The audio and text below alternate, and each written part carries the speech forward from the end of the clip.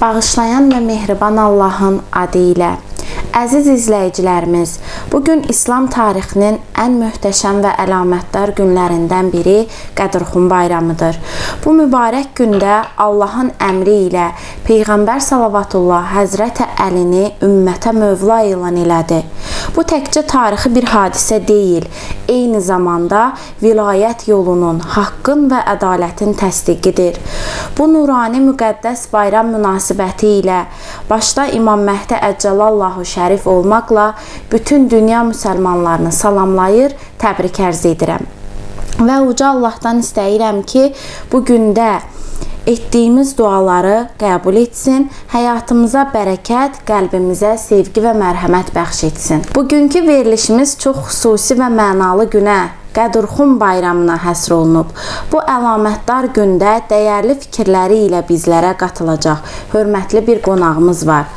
Gürcüstan Müsəlmanları İdarəsinin üzvü, dəyərli din xadimi Hacı Vidadi Qurbanov verilişimizin qonağıdır. Hörmətli Vidadi müəllim, xoş gəlmişsiniz, salamlayıram sizləri, şərəf verdiniz. Bismillahirrahmanirrahim. Mən də öz növbəmdə hörmətli tamaşaçılarımızı salamlayıram, izləyicilərimizi salamlayıram və sizi də həmçinin salamlayıram. Və bu gözəl bir gündə və bu gözəl bayram günündə sizinlə bir araya gəldiyim üçün sözün həqqi mənasında çox şadam və bu gözəl bayram münasibəti ilə bütün müsəlmanları, bütün möminləri və möminələri səmimi qəlblə təbrik edirəm və təşəkkür edirəm ki, bugünkü verilişimizə bizi dəvət elədiniz. İndi isə keçək növbəti suallarımıza. Qədrxumda nə baş verdi?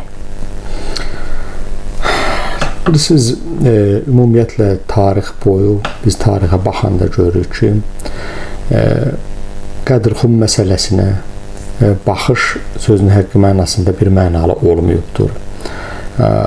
Baxmayaraq ki, Qədrxum məsələsi bütün İslami mənbələrində, yəni məzhəbindən, firqəsindən asılı olmayaraq, bütün İslami mənbələrdə Qədr hədisi, yəni mövcuddur, gəlibdir. Ancaq tarixən Əhl-i Beyt düşmənləri və Peyğəmbər ailəsinə zidd olan insanlar tərəfindən və bu yolun davamçılarına düşmən mövqeyidə dayanan insanlar və kütlələr və firqələr tərəfindən bu məsələ fərqli formada təqdim olunubdur. Biz baxanda görürük tarixdə hətta Əbdülhüseyn Əllami Əmininin yazdığı Əl-Qədir kitabının çapına, onun yayılmasına belə çox ciddi, yəni ki, qadağalar tətbiq olunurdu.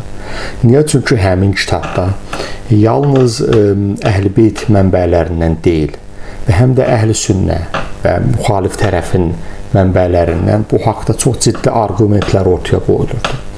Biz baxırıq ki, bir qədər araşdırma aparsaq, təbii ki, insaflı və vicdanlı insanlar tərəfindən aparılan araşdırmalarda, yəni bu məsələnin sırf şiə mənbələrində deyil və hətta həm də Əhl-i Sünnət mənbələrində öz əksini tapdığı göz qarşısındadır.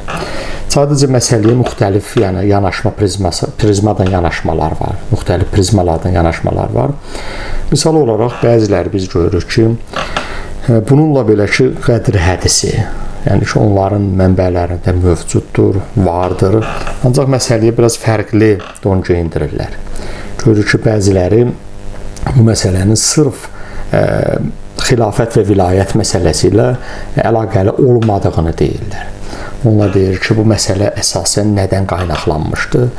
O dövrdə zəkat məsələləri var idi. Yəmən əhlindən zəkat yığılmalı idi və Əli əleyhissalam Peyğəmbərin tərəfindən məmur olur həmin zəkat toplamaq üçün və bundan sonra onların dediyinə görə Yəmənlilərlə İmam Əli əleyhissalamın arasında kiçik bir anlaşılmazlıq baş verir və bu məsələnin ta düşmənçiliyə qədər gedib çıxmaması üçün Həzrət Peyğəmbər Qədrxum çölündə və insanları Cöhvə çölünün Qədrxum vadisində bir araya toplayaraq Əli əleyhissalamı onun dostu olduğunu insanlara çatdırır və və bu qədər bəsit baxırlar məsələyə. Ancaq biz məsələnin mahiyyətinə baxanda və tarixi oxuyanda, vərəqləyəndə görürük ki, məsələ bir qədər fərqlidir. Belə ki, 632-ci miladi tarixi ilə və hicrətin 10-cu ilində Həzrət Peyğəmbər əleyhissalatü vəssalam özünün demək olar ki, həyatında sonuncu həcc mərasimini yerinə yetirir və İslam Peyğəmbərinə Həzrət Cəbrail əleyhissalam tərəfindən artıq dünyasını dəyişəcəyi xəbər verilir və Peyğəmbər əleyhissalatü vəssalam özünün xütbələrində də, həcc xütbəsində də yəni bu məsələyə işarə eləyir ki, artıq mənim ömrümün yəni ki, sonuncu həcc mərasimidir. Yəni Həzrət Peyğəmbərin ömrünün sonuncu həcc mərasimi və eyni zamanda da hacıların ən çox təmsil olunduğu bir həcc mərasimi baş tutur. Yəni minlərlə insan. Təbii ki, tarixdə bu məsələ fərqli rəqəmlərlə, yəni orada olan insan kütləsi fərqli rəqəmlərlə təqdim olunubdur. Bəziləri orada 10.000 insanın, bəziləri 20.000 insanın, bəziləri 100.000 insanın iştirak elədiyini yəni qeyd ediblər. Hər halda yəni orada böyük bir yəni ki, müsəlman toplumu var idi, böyük bir kütlə iştirak eləyirdi və artıq yol elə bir yerə yetişir ki, orada bir kəsişmə var idi. Orada artıq Yəmənlilərin və başqa ölkələrdən gələn müsəlmanların yolları bir-birindən ayrılırdı. Belə bir məqamda, belə bir yerdə Allahın Rəsulu bir əzan verilməsini tövsiyə edir və insanları bir araya cəm edir. Deyir ki, öndəkilər, arxadakılar, öndəkilər, arxadakılara hamı bir-birinə xəbər eləsin və insanlar bir araya toplaşsınlar. Mənim mühüm bir dənə mesajım var insanlara, mühüm bir sözüm var. Və bundan sonra dəvələrin kəcavələrindən bir minbər təşkil edirlər və Allahın Rəsulu o minbərə çıxır. Bir qısa bir xütbə etdikdən sonra və insanlara üzünü tutur ki, bu günə kimi məndən bir yalan eşidibsinizmi deyə. Hamısı, ey Allahın Rəsulü, xeyr deyə cavab verirlər. Mən desəm, bu dağın arxasında bir qoşun var, inanarsınızmı? Və s. Bu sözlərlə insanları hazırladıqdan sonra əleyhissalamın əlindən yapışır və qaldırır. Hətta tarixçilər yazırlar ki, o qədər qaldırır ki, yəni bütün insanlar bunu görürlər. Orada bu hədis, yəni bu məşhur və Əhl-i Sünnə, Əhl-i Şiə kitablarının hamısında qeyd olunmuş, o ana mənbə kitablarında qeyd olunmuş, məşhur özünün o kəlamını buyurur ki, mən kuntu məvla fəhada aliyyum məvla. Ey insanlar, bilin və agah olun ki, mən bu günə kimi kimin mövlası və rəhbəri idimsə, Əli də bundan sonra o şəxsin rəhbəri və mövlasıdır. Arxasınca buyurur ki, Allahümmə mən valah, ad mən ada, ilahi. Hər kəs Əliyə dost olsa, sən də ona dost ol. Hər kəs Əliyə düşmən olsa, sən də onun da düşmənçilik elə. Və tarixdə var ki, bundan sonra orada bir beyət mərasimi baş tutur. Hətta çox tanınmış məşhur səhabələr belə əleyhissalama yaxınlaşaraq onu xəlifə seçilməsi, Peyğəmbərdən sonra müsəlmanların, mömin və möminələrin rəhbəri seçilməsi münasibəti ilə təbrik edirlər. Bu bir faktdır və yenə deyirəm, bütün tarix kitablarında və ana hədis kitablarında bu istər məzhəbindən asılı olmayaraq, Əhl-i Sünnə, Əhl-i Şiə bu qeyd olunubdur. Ancaq yenə deyirəm, təqdimat forması müxtəlif şəkildə idi. Bəziləri bunu sonradan təbii ki, bu məsələ, yəni ki, ixtilafa səbəb oldu. Orada anında Cöhfə çölündə, Qədərxum vadisində heç kəs tərəfindən şək-şübhə ilə qarşılanmadı. Ancaq zaman keçdikcə bunu bəziləri təbii ki, və tarix təbii uzandıqca, bəzi tarixçilər, qərəzli hədis raviləri, qərəzli tarixçilər bu məsələni fərqli şəkildə təqdim edir cəmiyyətə. Yəni deyirəm, bəziləri dedi ki, burada sırf Peyğəmbər sadəcə olaraq İmam Əlinin öz dostu olduğunu, yəni ki, orada çatdırmaq istəyir. Ancaq biz görürük ki, Quran-ı Kərimdə də bu məsələyə bir işarə var ki, Maidə surəsində buyurur ki, Yə əyyuhər rəsul, bəlliğ mə unzilə iləykə min rabbik, fə in ləm təfəl, fə ma bəlləğtə risalətə. Yəni, Allah Həzrət Peyğəmbərə buyurur ki, ey Rəsulum, ey Peyğəmbər, Allah tərəfindən sənə nazil olunanı, Maidə surəsinin 67-ci ayəsindədir ki, sənə nazil olunan Allah tərəfindən insanlara çatdır. O məsuliyyət, o vəzifə ki, sənin boynuna qoyulub, bunu insanlara çatdır. Ortaya sual çıxır ki, artıq Peyğəmbər öz peyğəmbərliyinin 23-cü ilini tamamlayırdı. Ona qədər Allahın rəsulu əgər burada sırf risalətdən söhbət gedirsə, burada sırf peyğəmbərlikdən və Qurandan söhbət gedirsə, ona qədər Allahın rəsulu çatdırmamışdı insanlara. Təbii ki, çatdırmışdı. Tam formada şəriət tamamlanmışdı, insanlara deyiləcək sözlərin hamısı deyilmişdi. Bəs burada bu gələn, bu sonda Qədirxum çölündə nazil olan bu ayədə məqsəd nə idi? Deməli, yeni bir söz deyiləsi idi, təzə bir söz deyiləsi idi ki, o da sırf həmin vilayət məsələsidir. Və arxasınca bu məsələ tamamlandıqdan sonra, artıq Peyğəmbər bu sözü çatdırdıqdan sonra buyurur ki, Əl-yəvm yəisəllədinə kəfəru min dinikum fələ təxşavhum vəxşavni. Bugün sizin, yəni ki, yəisəllədinə kəfəru min dinikum, kafirlər sizin dininizdən ümidsiz oldular. Və lə təxşavhum vəxşavni, onlardan qorxmayın, məndən qorxun. Arxasınca buyurur ki, Əl-yəvm əkməltu ləkum dinikum və atmamtu aleykum ni'məti və raditu ləkumul İslamə dinə. Arxasınca buyurur ki, bugün mən sizin dininizi kamilləşdirdim, sizə olan nemətimi tamamladım və sizə İslamı din olaraq seçdim. Biz görürük ki, birinci ayədə hətta arxasınca buyurması ki, Vallahu yəsimuka minən-nas. Allah səni insanların şərrindən qoruyacaq. Bu sözü ey Allahın rəsulu. Qorxma, çəkinmə, Allah səni insanların şərrindən qoruyacaq. Arxasınca da, yəni ki, bugün sizin dininizdən kafirlər məyus oldu deyə buyurması, burada bir kombinasiya yaranır. Bu ikisinin arasında bir harmoniya yaranır və nəticə belə ələ gəlir ki, orada sırf, yəni ki, məsələ adi bir dostluq, insanlara əleyhissalamın Yəməndə olan bir bəsit və kiçik bir narazılığı aradan qaldırmaq üçün əleyhissalama dostumdur deməsindən söhbət gedə bilməzdi. Burada daha böyük və İslam dini üçün, müsəlmanlar üçün həyati əhəmiyyət kəsb edən bir məsələdən söhbət gedirdi ki, yəni o Şiə və Əhl-i-Beyt mənbələrində sırf olaraq vilayət və imamət məsələsi kimi təqdim olunur. Təşəkkür edirik Vidadi müəllimə. Növbəti sualımız isə bir çoxları Qədirxumu bayram kimi qeyd olunmasına irad bildirir. Məsum imamların özləri bu günü bayram kimi qeyd ediblərmi? Ümumiyyətlə, tarixə baxanda biz görürük ki, Qədirxum məsum imamların dövründə bir bayram kimi qeyd olunubdur.